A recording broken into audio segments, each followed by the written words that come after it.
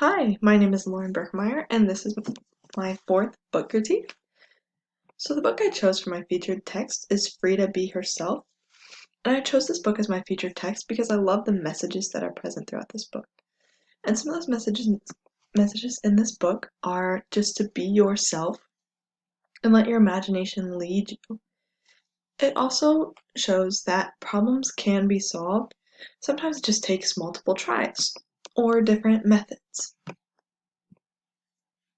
So this book is all about Frida B letting her imagination fly and living doing what she loves until one night she can't dream of anything. And so to solve her problem, she just begins thinking about different things and finally has this amazing dream. So the images within this book are very detailed, and those images portray a wonderful mood of imagination and wonder for the reader. So the interdisciplinary connection I would use for this book is by using it during a second grade mathematics lesson, teaching about simple equations and how to solve them. So students would be paired together and given a mathematical problem to solve. With their partner, they would think and brainstorm how they will solve that particular problem, and then they would provide a response as to how they solved it, such as an explanation. The second interdisciplinary connection I would use is by using this book in a social studies lesson, teaching about the types of jobs that people have to earn an income. So during this lesson, the whole class would discuss some of their dream jobs that they would like to have. Then students would create a presentation by giving a short speech about their dream job and why. On the day that students give the presentation, they would dress up as the type of job they want to have when they grow up. And then they would create a trading card that just includes 3 characteristics, name, and the occupation that they could share with their students. So the book, Frida Be Herself, brings about this idea that anyone can do anything. So I think that this would connect very well with a lesson teaching about jobs and occupations. It would help to instill that the students can do anything that they put their mind to and that they can solve any problem. So the artifact slash model that I created is this character training card.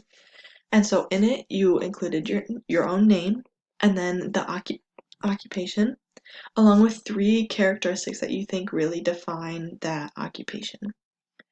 So this is included in the presentation, and students can create their trading card with either construction paper and crayons, or they can use technology. I used the website Canva. Students can use a picture of themselves dressed in the costume of that occupation, or they can choose a picture of someone else that they think portrays the occupation very well. And students will share their presentations with the other second grade classes. So the next book in my text set is Finding Winnie.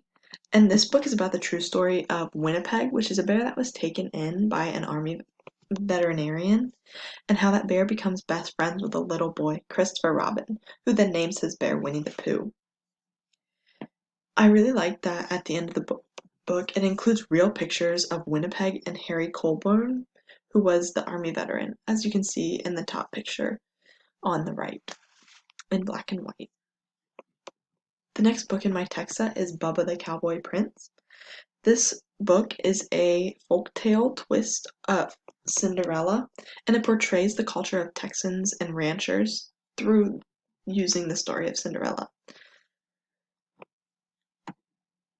The next book, Awful Ogre's Awful Day, is written by Jack Pilutsky. This book uses poems to portray the daily life of an ogre, and I feel like the images are very vibrant with a lot of colors, and it portrays the ogre's life in a fun and interesting way to students. The next book, Rules of the Wild. This is a fun book that teaches children about manners, and it does so in a way that if children acted like animals without their parents telling them no, then it would be crazy. Excuse me. The next book, The Bunions, is a wonderful book about the Bunyan family and how they created a lot of the geographical locations in the world today.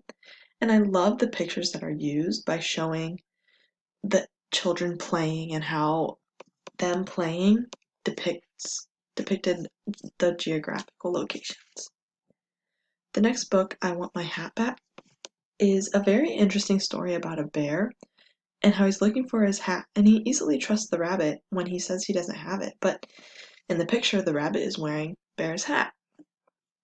So anyway, this book allows for students to discuss how Rabbit got the hat and where Rabbit goes after Bear gets his hat back. It allows for that discussion. The last book is Undefeated. This book is a poem about the history of African Americans and does a great job of depicting their hard work and dedication of this group of people when they're working towards freedom, along with the trials and tribulations they faced.